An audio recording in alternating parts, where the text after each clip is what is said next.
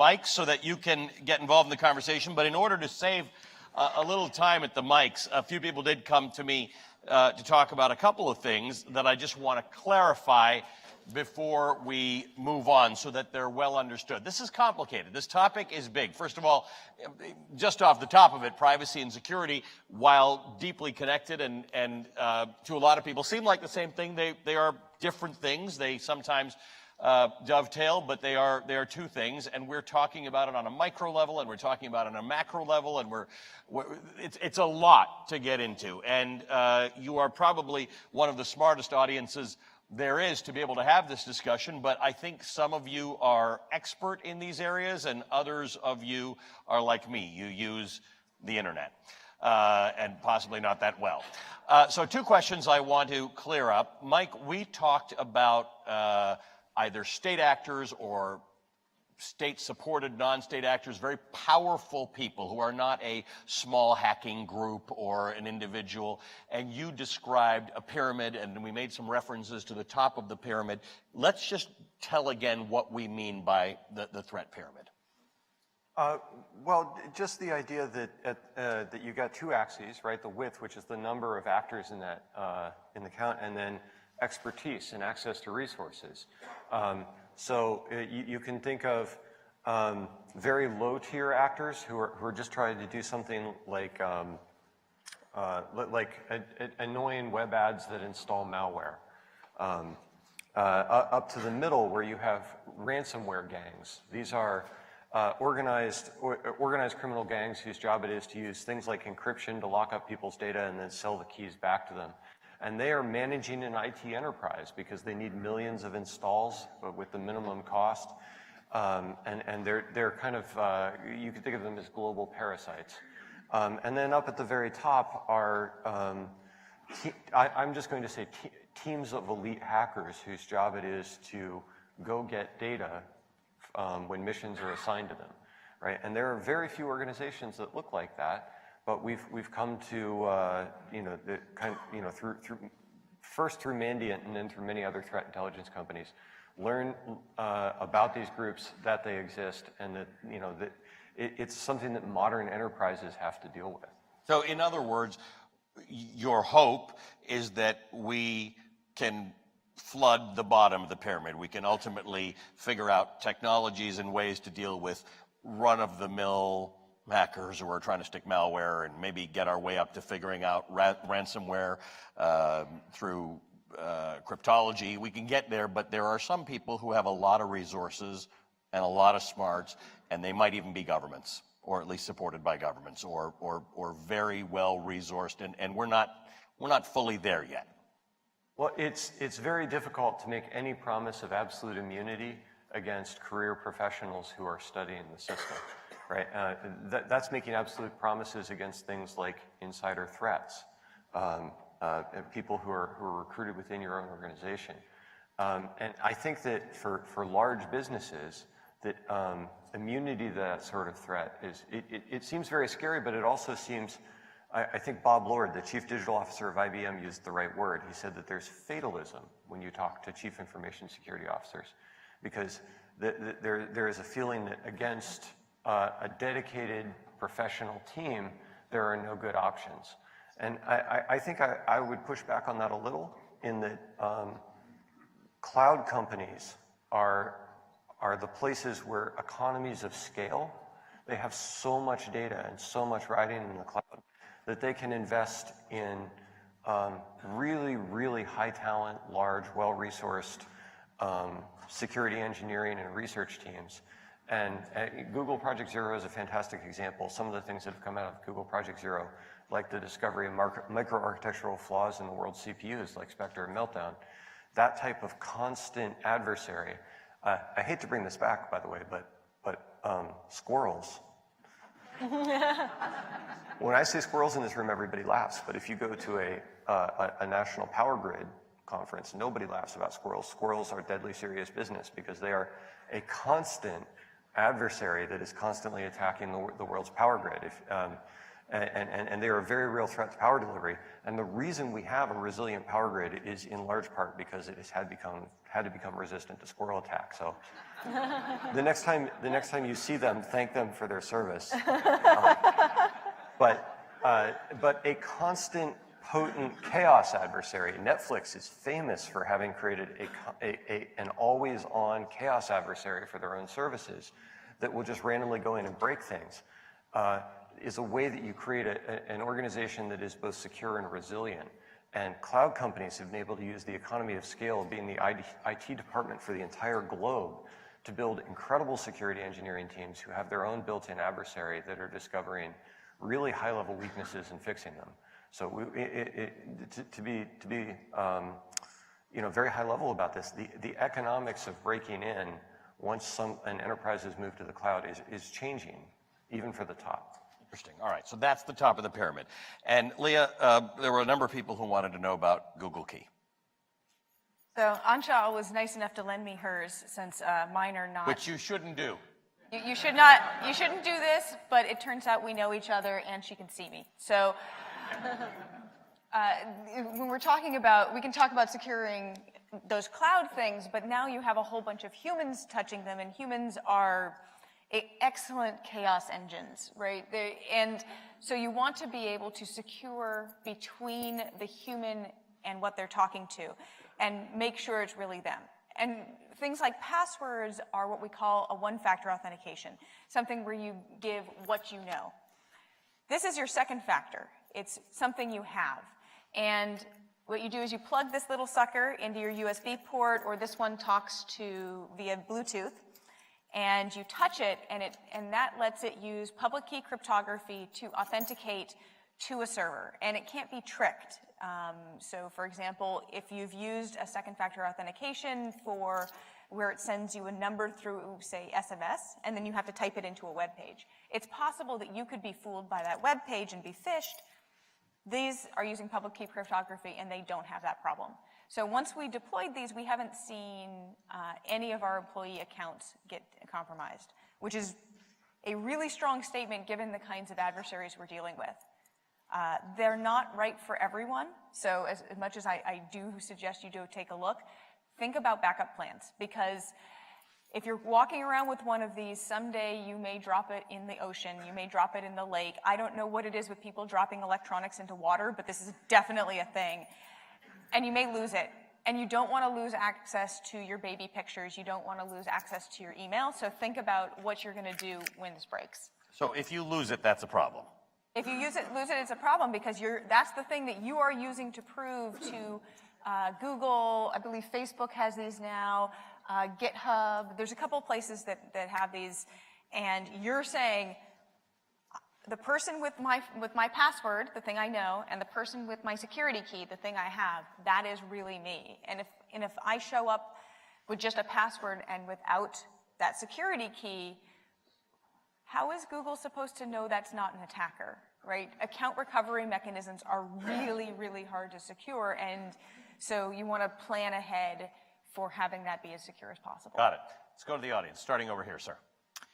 Moshe Vardi, Section 5. So the question before was that I don't think we got a straight answer, was how severe is the situation? So let's imagine a scenario, a major attack on a power grid, shutting down the northeastern United States. That would be level 10, right? Collapsing our financial system. That would be level 10.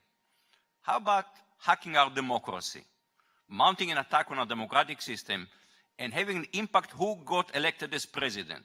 The evidence for this is overwhelming. Alex Stamos, one of your predecessors, said so explicitly. That's not level 10. Question, this is not level 10? Using Gmail and Facebook to hack our democracy, that is not level 10? Yeah, you want to go first? Sorry, I'm trying to go through what you're saying. So I have an accent. I can speak more slowly if it will help. There are a bunch of places in which information in our society is incredibly difficult, right? We see Lots of things coming through lots of different places. We see the media sending a lot of different information of different truth values sometimes, and it's very, very hard to evaluate. So that's one thing. Then there's the security of our election systems themselves, which honestly is not something that I'm as comfortable with as I would like. And there were some really good recommendations that came out. I don't remember if it was NIST. Somebody came out with a really, really good set of recommendations on all the things that we need to secure our election systems. So there's a lot of attention on things like voting machines and the security of voting machines. People went and hacked a bunch of them at Black Hat again this year.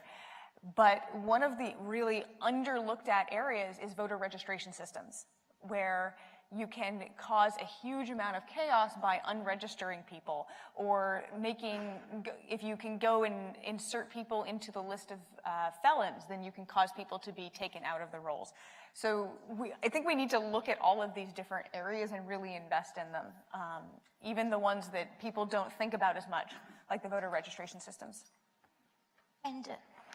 And I think we have to also make sure, as Mike talked about the pyramid, I'll keep on referring back to it. Our attackers are getting smarter and smarter. They are going to use non-traditional ways.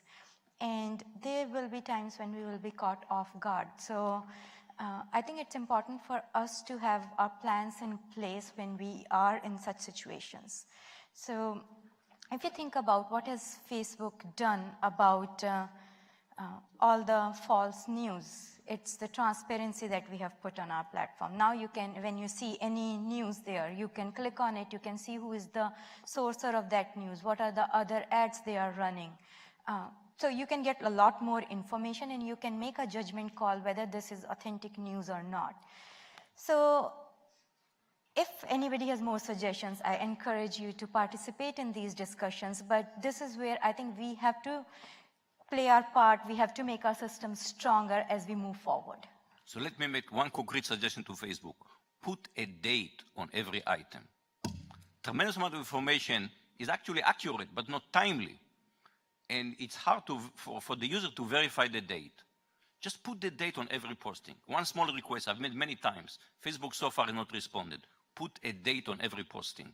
What's the date of the source? So put a date on every source. Yeah. Got it. All right, thank you. Sir. Thank you. Alfred Spector, Section 5. I think as Moshe's question illustrates, this is a very expansive space. So what Moshe could be talking about is Russia today spreading disinformation? Is that part of the internet? There's apparently a new version of Russia Today that's just come out. I forgot the name of it, that's being argued. So there are lots of sources of disinformation. And are we going to say disinformation is a privacy and security issue, or is it a broader societal issue? We've lost the ability to read carefully or something. I'd like to just, instead of the breadth of this, I'd like to drill down on an exceedingly specific topic and then get your reactions to it that drills down on a privacy issue that I think you'll agree is interesting. So first, I think it's quite possible that we can stipulate that no private data that we have will necessarily leak, right? We could create that as a statement. So my search log at Google, I believe, has never leaked. Google will probably go to the ends of the universe to protect that. So let's assume it's accurate and correct. We're going to use our underwater data center now, so it's very difficult to do physical attacks on it, and it's replicated and encrypted at rest, and every technique that we can all imagine. So let's stipulate that's safe. Now, furthermore, let's say that the data in the search log is used only to make recommendations to me, and that the system is very careful. There's a camera on the computer, and it sees that there's no one in the room when it's showing me the recommendations.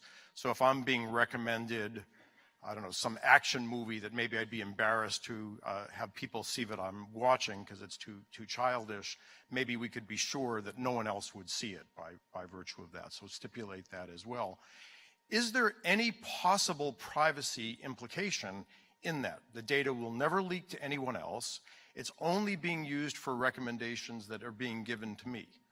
So you could possibly argue it's manipulative, or you could argue that it's in fact extremely valuable. I'm seeing, as I've always talked about, SUV ads when we had 3 children under the age of 1. Is this a privacy issue? Really good question.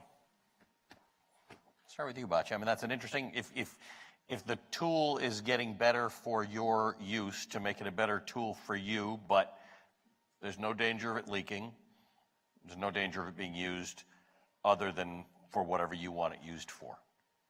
So when Gmail first started using algorithms to do targeted ads, I think the question, a lot of people felt like, oh, I'm getting these ads that are coming right to me. Somebody at Google is paying attention to who I am. Well, it's actually a piece of software. There's no other human being that knows that information. At that time, I wrote a piece and argued that there may be challenges, there may be reasons why someone is uncomfortable, but that actually isn't a privacy violation. It may be another kind of... Maybe something else. It may be something else, right? And then I think another piece is what happens with that information. Is it constantly being fed to you so that you're being bombarded all the time? Then that begins to move into this area of the right to be let alone. And so that's another way in which but in this gentleman's world, I'm sure, given he says that you can control everything else, you could probably control that. You might be able to control that, yeah. So that might not be a privacy violation. But there may be other important Any other views values. on that? It's an interesting question. Well, so like you say, not a privacy issue, but people were really uncomfortable with it, or some people were really uncomfortable with it, in a way that they felt different about it than they felt about an automated algorithm looking for spam and taking spam out of their inbox. So Which people are less troubled by. which people are less troubled by, so it's very, very interesting because it's different. It's very similar computation, but people feel differently about it, which is why I think about building this stuff with respect. And we actually don't do that anymore with Gmail because people felt uncomfortable with it. Interesting. So you can read through the email I'm getting to protect me from getting garbage, and I'm less troubled by that. But if you're reading through the email that I'm getting to figure out that I like SUVs, or I may be looking for one, or I've got 3 kids, that's different. That's a very interesting question. Other ideas, or shall we move on? I did want to chase after the election security Yeah, question go ahead. very briefly. I wanted to say that all technology adoption by human civilization is push and pull. So the technologists create new solutions, and then the market or the public demands it. And I do want to say that on the topic of election security, there have been 15 years of push on the technology and security and privacy side. Sandy Clark and Matt Blaze did an incredible job nearly a decade ago of tearing apart the security of a whole bunch of different voting machines. Huge report. Spend a week reading it. And there's also been an enormous amount of work done on creating provable, secure election systems. The idea of end-to-end verifiable voting is one of those ideas that hasn't just been dreamed up in a lab or exercised. There are end-to-end verifiable voting systems that exist that preserve ballot box secrecy while allowing you to carry public proof that your vote was recorded accurately, which is an amazing feat of partially homomorphic encryption, again. And there are also open source, highly secured, formally verified voting systems built by companies in the United States. What we haven't seen is a lot of poll. So I would put that question back to the audience and say, poll as hard as you can, because democracy matters, and we need real political action on election security. Okay, very good. Thank you. Sir. David LeMay, Section 5. So we've spent a lot of time talking about bad guys trying to do things to break our systems or to insert fake news or whatever. But I'm a little bit more worried actually about the fact that we're giving up our data to cloud providers, and frequently the end user agreements aren't very protective of individual rights. The European Union has done a general data protection regulation, GDPR, And I would like to know whether or not the cloud providers in the United States are enthusiastic about extending those rights to all American citizens. So the things that are in the GDPR, and I'm going to full on stipulate that I am not a lawyer. I am an engineer, but I spent a lot of time getting Google ready for GDPR. The things in there, other than you have to have certain kinds of very special paperwork with special legal words in them, are things like when somebody asks data to be deleted, you have to actually tell them what you do about that. We've been building systems that will reliably delete your data at scale for years and years and years. The other rights are things like data portability, where you can go and download your data. We built that years ago. Data protection impact assessments, where you have to go through and do privacy reviews on stuff. My team's been doing that for years. Now we do all of these things with a little more paperwork than we were doing before, but those are things that we don't just do for people in the EU. Those are things that we do for every single one of our users, no matter where they live. Other views on this?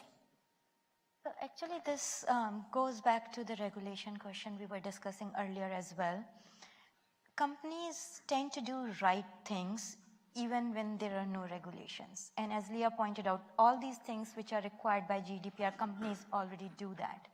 And let me push back on that. I am not going to say that all companies do the right thing in the absence of regulation. I think that's a little aggressive. But I think that I think there are definitely ones where that was where their interest lies, and they have a lot of people who very deeply believe in this. I totally agree. And what happens is, by putting regulations, the companies who are deciding not to do the right thing, they will still find a way to not do the right thing.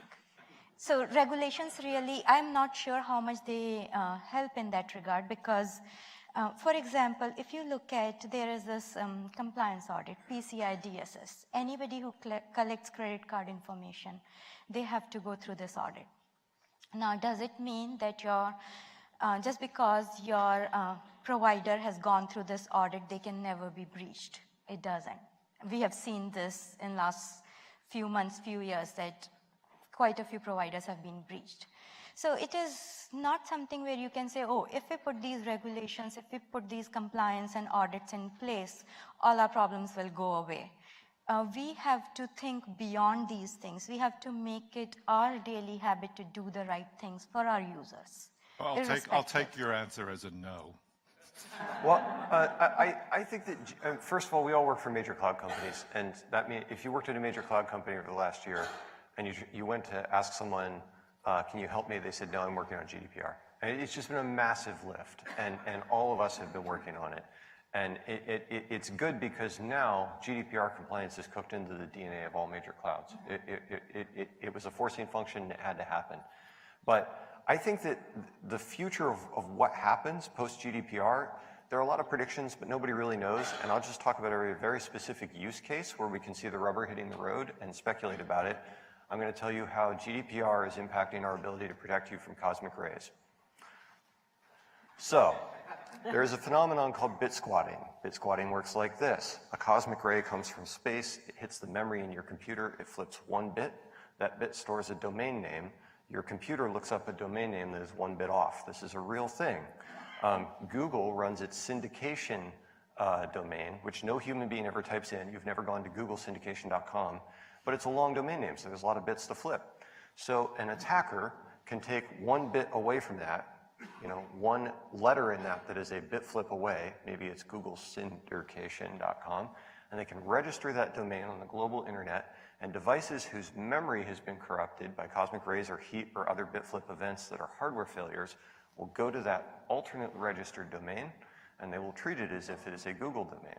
And if you register a bit flipped domain on the internet, you can watch computers do this all around the globe, and them doing it around the globe actually tracks with the star heating up, or the sun heating up the Earth. Bit squatting actually tracks the rotation of the Earth. So it's a real thing that security engineering teams have to protect against, and to do that, they need to know who's registering these domains, And there is a global registry run by ICANN, and that registry has always worked like this. I want to register googlesindircation.com, and then I list my address, name, and phone number. And the GDPR says we can no longer demand that people list that personally identifiable information on the internet. So this phrase, going dark, that we learned with regards to law enforcement agencies, is now being applied to the people who fight spam and bit squatting, bit flip domain squatting on the internet. And there were a lot of predictions about what was going to happen. Was there going to be a spam apocalypse when we couldn't figure out who was registering domain names? A lot of people said there was going to be a spam apocalypse. GDPR has happened. All domain names are anonymous. There's no spam apocalypse. Is that because the attackers haven't figured out how to churn this or take advantage of it? Is it because data mosaic owners, people who work with a whole bunch of different data sets, have other ways of finding out what fraudulent domain names are? Fast flex registration? Or was this just a problem, was private registration of domains not as big a problem as defenders thought it was going to be? I think for GDPR, the answer is we're going to find out. So just as a comment about that, I think there's an easy solution to this, which is just to make sure that people's domain names are more than a few bits away from other domain names. So to your question about the GDPR, I'm very grateful to our European neighbors who have pushed forward a kind of data protection regulation along these lines, because I think they shift the balance of power and begin to protect individuals and begin to return control to individuals about their information. And regulation and the design of regulation, like the design of technology, is a very hard problem. So I'm sure that there's some things in there that aren't quite right, and we'll discover those as they unfold, and we need the same kind of agile process of making adjustments. One of the things that to me has been really interesting to follow is this notion of a right to be forgotten, right? And so just to put this in perspective, let's say I said something really mean to Ollie. I mean, I would never say that, but let's say I did, and then if I came back the next day to him and I said, oh, I'm really sorry, I didn't mean to say that, and da-da-da, he'd probably, he's a gracious person, right? He'd probably say, oh, Batya, it wasn't that bad, you didn't really say that, and we would go through this turn-taking, and we would kind of make up around it, right? If I happen to have said that exact same thing, same words in email, right? And I go back to Ollie and I say, oh, I'm really sorry, we no longer have that mechanism for social recovery, right? Because the words are there, they're recorded. So as human beings, and if you look at how the human psyche works, social life is full of conflict, social conflict, we all make mistakes. And then we have this mechanism that we've evolved, over our evolution for recovery from those kinds of social conflicts. And people who are effective in society are people who can recover from social conflict. It's not that they don't have them. They're just really good at recovery. And one of our key mechanisms is this notion to forget or soften how something actually happened. That's one of our key mechanisms for kind of evolving. We don't necessarily completely forget it. We learn from it, but we soften it, and then we can go forward. So the idea of this right to be forgotten, I think, is really important at a time when so much data is recorded, so much social data, so much interaction data is recorded. But then I want to bring it back to one of the comments that Leah made in one of my questions. I have a hard time believing that we can technically delete anything. Truly, is there any piece of data that we can with 100% confidence know that we've removed? Because those pieces of data are replicated. They can be replicated, and while they're being replicated, someone else might have made a copy and put them on a little, one of my little disks that I carry around, one of my little thumb drives, or passed to someone else in some way. So these claims about the removal of data, I really wonder about, and I think maybe those need to be more carefully constructed. And I think that this also goes back to the notion of trust. If the public and the larger society is going to trust us as engineers, we have to be very clear about what we tell them, about what can we do technically and what do we tell them about what we can do technically. So if we tell them we can really remove everything, and then lo and behold, somebody else had a copy on a thumb drive and it shows up, and that happens a few times, then our credibility goes way down fast. So can we say, really, to what extent are we able to deliver on that? It may be an ideal, we can deliver X, and then this goes back to building social expectation, right? So privacy, trust, these are all about social expectation. And again, we all know about engineering ability has limits, right? So can I build a building and guarantee to you that it's not going to fall down in an earthquake? No. I can tell you that for a certain level of earthquake, our knowledge right now is to build a certain sort of building, but if we have a much more massive earthquake and that building falls down, I don't cry negligence to the engineers. I say you did the best for what our professional practice at this time was, and the society understands that. And I think we need to use those same kinds of models when we talk about what we can deliver on technically with respect to these kinds of policies. Thank you. Sir. Shmuel Lawrence, section 8 and 6, but I'm going to wear my economist hat. And, you know, the Department of Justice over the years developed metrics and regulation to protect society against abuse of market power. We have concentration measures and all kinds of data. So the question is, shouldn't we have developed metrics and regulation to protect society against data power? To have some sort of regulation, you know, in the power industry, we force divestiture of the power monopolies to create independent systems operator. Perhaps we should force some sort of divestiture to create independent data operators so that the people that collect the data are going to have a firewall between them and the people that authorize the use of the data. That may be a way to protect society, but there may be other solutions.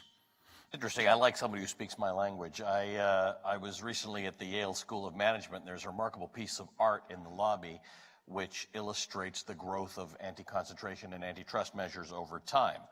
And in almost every case, it was as a result of something where legislators found a problem, that by not regulating concentration or antitrust, X happened and had had a detrimental effect on consumers, and hence that came into place. And it was just an interesting artistic illustration of what you're describing, and I wonder where we are on that piece of art as it comes to data regulation. And that's not a criticism of those of you who are involved in the data world, but how do you think about that? That's an interesting question. How do you think about where we should be evolving in the way in which we think about the management or the regulation or the governance of data? It's a philosophical question, but it's an interesting one. The problem is I don't think we know the right societal mechanisms right now, but I think that we, on a technical level, we don't have the ability to make all of the choices we might want to make. So, for example, Mike was talking about using partially homomorphic encryption or fully homomorphic encryption so that we can do computation without having to see the data underneath. I tried to use this so my PhD, by the way, is precisely in this sort of computation. And one time some team came to me and they said, I want to do this thing. I want to take the contacts on people's phone and help them find the other people that they know who are already on this platform. And I said, aha, I have cryptography. I am going to make it so that we don't even need to see those contacts, that we can just do the thing the person wants and never have to see the data. Great.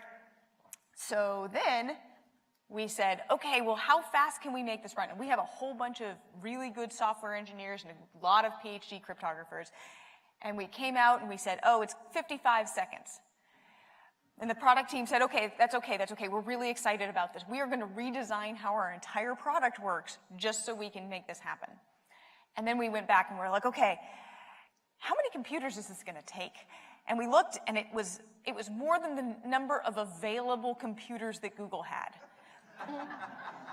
Now, we do use a lot of our computers for things like running Gmail, but let me promise you, this was not a small amount of computers that we needed. We literally couldn't run that one feature at scale.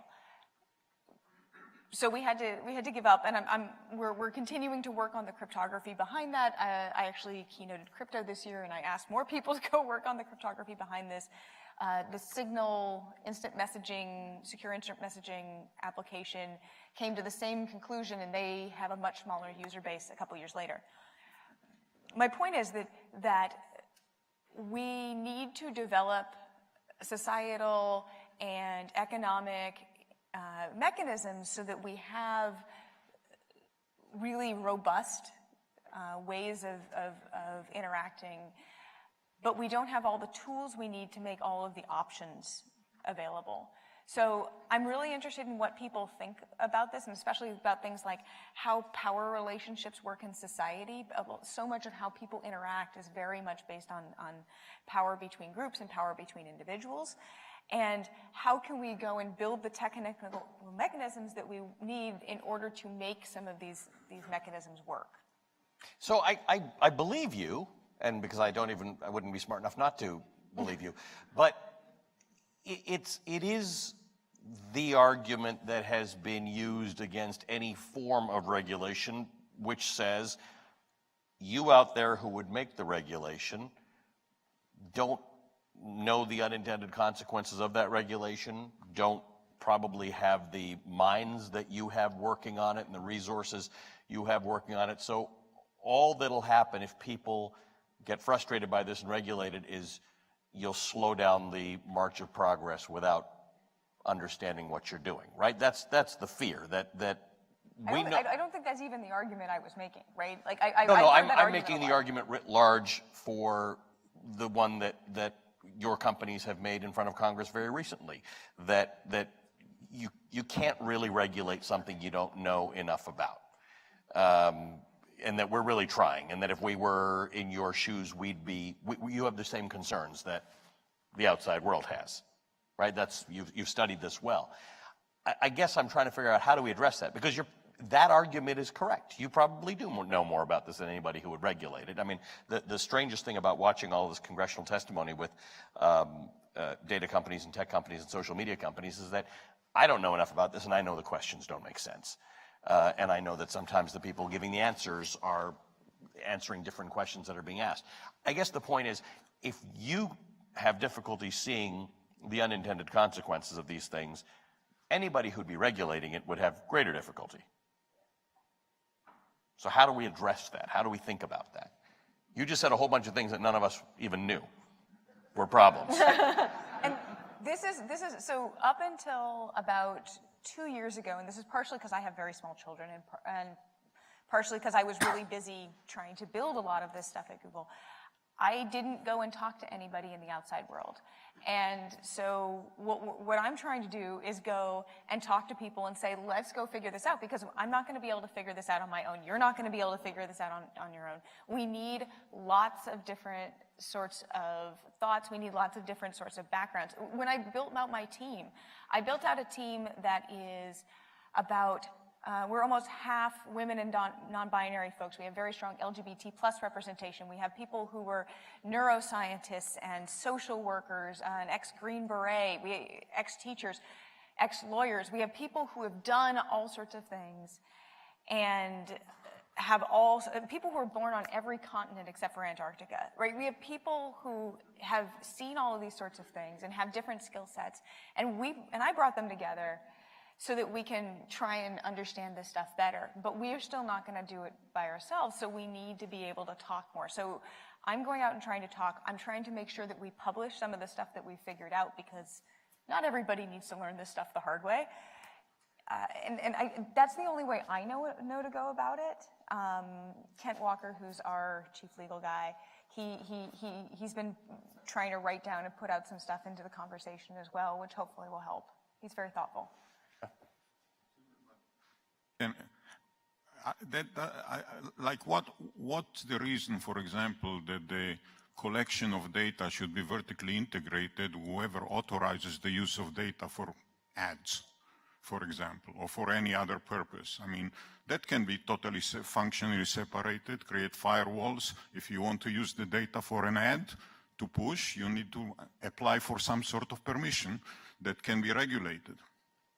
I think it's important to note that on the roadmap for every major cloud vendor is a future where the cloud vendors have locked themselves out completely from access to customer data. Everyone is trying to build that technology.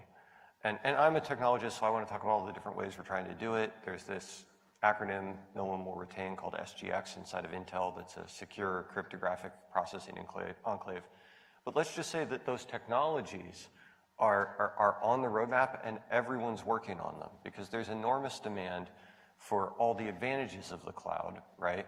Data retention, across natural disasters, solar weather, these solar flares are going to wipe out all transistors on Earth, permanent backup, all these things, but without the cloud vendor having any access to the data at all. And there's enormous push. I mean, we've talked about these technology stacks, homomorphic encryption, partially homomorphic encryption, secure encrypted processing in an enclave. I don't know how or if it's going to succeed. I know that every company is trying to get there, but there's a story I will tell from the computer security community about regulation, and you can use that as a lens to think about what we're going to do as we see this curve of cloud companies investing like crazy in technology used to lock themselves out of the data that they're accepting and processing. And so this is a story from password cracking. Hackers break passwords. When they break into a database, they take all the hashes out, and these are encrypted forms or obfuscated forms of the password, and they try and guess them. And there are teams of people who do this competitively. There is a password cracking competition every year here in DC at ShmooCon. So the first thing that defenders did was they said, well, we need to rotate passwords every month. So raise your hand if you've been forced to change a password because it timed out at the end of it. It's everyone. It's all of us. And it's annoying. And we're human. So we need a system to beat the system. And all of us do the same thing, which is that we put an exclamation point or a hash at the end and we just keep changing. What's your password this month? It's what it was before, but 123, and then next month it's going to be 124, and So it turns out that after we codified into the standards that we publish about the right way to run a secure organization, thou shalt rotate passwords every month, that the password crackers started to get a hold of databases of people who'd created passwords in conjunction with that regulation and figured out that it actually just made things easier, right? All human beings solve this problem exactly the same way. What's my password? It's Sand Wheelbarrow 324. And the password cracking, charts starting to level off in difficulty. And it turns out that didn't work, and we had to abandon it, but it's still in the regs. And you can still walk into an organization that has to be compliant with the regs, and they'll say, well, we rotate passwords because we have to. It's been mandated that we do this. And that mandate became a snapshot of doing things incorrectly. So I think that while we talk about the unregulated power of unencrypted data, it's important to note that the data powers are working at every opportunity to seal that data up and lock themselves out. And whatever we do, I think that's kind of what everybody wants, and we need to be careful not to impede that trajectory and make a snapshot of doing things incorrectly. Khalid Aziz from Stanford, Section 11. Great discussion, a lot of important ideas. My question is rather mundane, simple, and it focuses on the last word on the title of this forum, controls. Now, everyone has told us that we have a lot of controls, but those controls are always obscure. Why don't we have these controls more apparent to the users? We are repeatedly asked to agree to long legal documents that no one ever reads. I have never read them. Even if I did, I wouldn't understand them. So why can't we have, before you are asked to agree to a document, what are the essential elements you're agreeing to? What are the options we have, control options? If you say you don't agree, you're completely logged out. So why can't you do that? This seems to me to be such a simple thing. I think you are intentionally obscuring the controls that we have. It's a very good question. I think.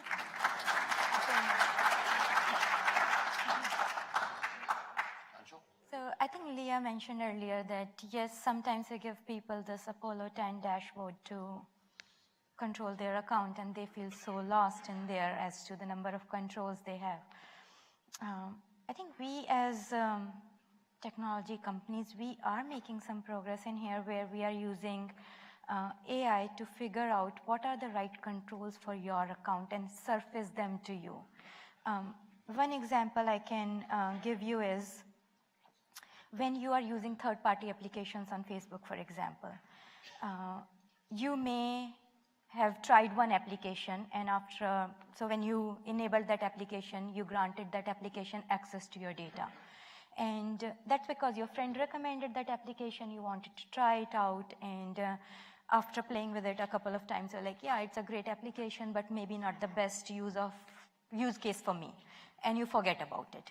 Now, what happens is we expect our users to go back in there and to say, I want to revoke access to my data for this application because I'm not going to be using it anymore. And what we noticed is people are not doing that. They are just accumulating these things, and hence more and more attacks surface from that regard because they just played with it and they forgot about it. And in their mind, they are not using it. Out of mind, it should not be. Even if it gets compromised, nothing should happen.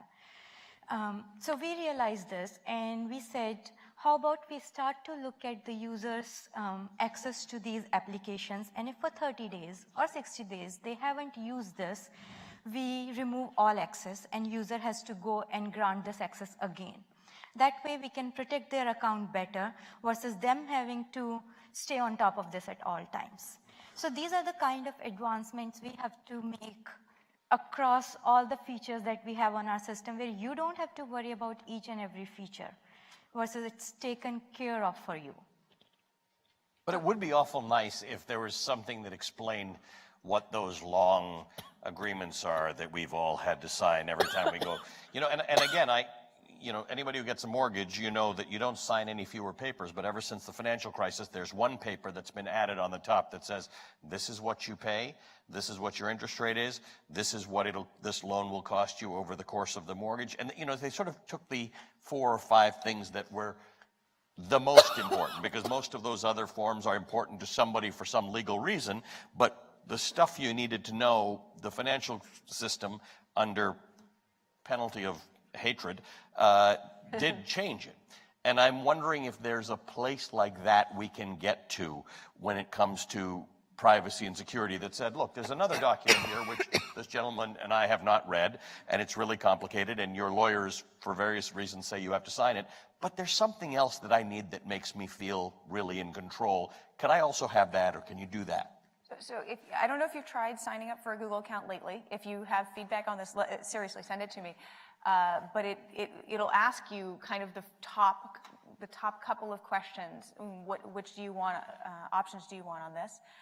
And there's also a privacy policy. We spent a huge amount of user experience writing and all of this. And there's even a little video on there talking about data retention, because how data gets deleted out of large systems tends to be confusing to people who don't spend their time in large systems. So there's also a privacy and security checkup that will take you through all your settings that are spread through all sorts of different Google products, because you want them in those products.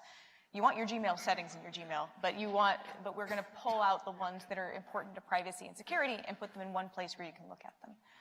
So I think that there are still things that, I want them to be better, And we're continuing to do more research on those.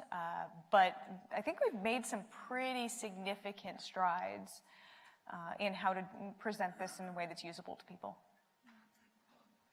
All right, let's go over there. Gary Klein, Section 4. You described a pyramid of bad actors, right, from the highly skilled and the sophisticated to the not so sophisticated. I envision a similar pyramid of users, right? And most people in this room are at the middle, if not the top of that pyramid. But this question is about protecting those at the bottom of that pyramid that make mistakes, that hurt themselves and others. You know, before I'm allowed to drive a car in this country or any country, right, you have to pass a test and demonstrate a certain level of skill to protect yourself and others. There's no such test. It's incredibly easy, right, to opt into all of your products and services and hundreds of others like them. So my question is, what moral obligation do you have to help protect those at the bottom of the pyramid? And if not you, who? Question? I think technology companies certainly have a collective responsibility to protect users, and you know, working in security teams, we talk about that all the time. Yesterday I showed a picture of a security operations center, and we talked about how during a security incident, it is always all hands on deck. If you run a global technology company and that technology company has software installed on hundreds of millions or billions of devices, then any threat to the ecosystem is a threat to that brand. So certainly the difference between cars and computers is pretty stark. Operating a car has life safety consequences, and we can't fix cars at the speed of light. Computers traditionally have not had life safety consequences as the barrier to entry, and we can ship an update. And of course, these two paths are converging. We're creating cars with automated safety systems on board that make them much more immune to human failures: electronic stability control, automatic braking, automatic brake assist. You know, cars now have joysticks rather than steering wheels, and they have LiDAR on board. But we're also shipping patches to cars. You know, we can ship a safety patch in the car, and all cars in the fleet will be an extra inch lower or higher the next day. That actually happened. Just to be clear, I'm thinking about the grandmother that replies incorrectly to a phishing email and the teenager that posts inappropriate material that have not life safety but life-altering consequences in terms of their security, their financial information, or their personal privacy. And they need some level of sophistication not to make those mistakes. Well, it's interesting that you talked about two completely different use cases there as security problems. One is posting information about yourself that you shouldn't, and the other is being attacked by a foreign attacker. And I will say that the security and the security enclave, the security absolutists, the people whose job it was to build the secure software with the crypto to keep your secrets safe, always worried about the first stack. What do we do to protect people from attackers? But that second question is, what do we do to protect people from themselves? And I think that the security community is brand new to that question, and it's a new one. And there we need answers from our futurists, because that's the system working as intended. There is some research on this. Sorry, go ahead. I'm saying that that when the system is working as intended, but people can make bad choices, it's not a keys and kingdoms challenge. Yeah, no, it's really hard. There is a lot of really fantastic security and privacy usability work in specific populations on how those populations interact with and use technology. So, for example, people who speak different languages and might not speak a particular language particularly well. A team of mine did a whole bunch of research on the security and privacy practices of survivors of intimate partner abuse. So think the generalized category of domestic violence. And we use that research when we're designing products so that we can design them so that they are safer for people. But you end up with these situations where you can't there isn't one right choice for everybody. So for example, take, if you go to Google Maps, you can share your location in real time with somebody. And for some people, and we actually used the research I mentioned to do that because we don't want this to be a stalking mechanism, right? There are some people where this is the wrong feature and we want to make sure that they don't have it on. And there are some people where it is a real physical security measure to have it on. I have some health challenges and I have it turned on so that my husband can see where I am. There are people who walk home through neighborhoods where they might face threats to their physical security and they have this turned on. So I don't want to make assumptions that everybody in the world is the same and everybody's in my situation, and I don't want to build something which has sharp edges. Right, I want to find the place between those two things where everybody can get in the right place. And we're successful if everybody is in the right place, whether that's using a product or not using a product. Actually, one quick example I can give you. There's a usability study even done on this YubiKey that you see over here. It's pretty interesting. When they did this study, what they found is people were sharing these keys. Why? Because they thought that this gold button out here, that's biometric. So they thought when they insert in it and they press on this button to get that token, it is recognizing their fingerprint and that's when it is issuing that token. And hence they felt very comfortable sharing it. So the usability study on this showed that this design has to change so that people don't think of it as, oh, this is something which has biometric as well on top of it, so I'm protected. So it's so important that whatever we build, we have to make sure it works for the entire spectrum, and that is never so easy because you have to literally think like them, like, oh my God, this person is using it this way versus this person. So. Dan, I think we're out of time. I want to sorry I didn't get to all of you out there, but boy, every one of these questions has been so broad and so interesting.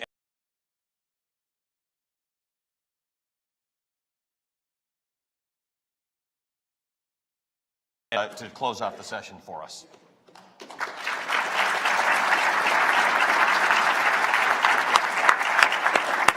Well, I'd like to thank this audience for staying, a very nice audience, stayed for the whole session. Really got a wide range of information that I'm sure most of us here didn't have a clue about to begin with, and now we have a little bit of a clue about it at least. And I'd like to thank the panelists very much for your very informative and interesting approaches, and of course, always thank you very much. You're a gem for all this. So you're welcome to come to lunch. Lunch is in the tent on the West Lawn now, and please enjoy that. And I thank you very much for coming, and this kind of brings to close our forum for this meeting. Thank you very much.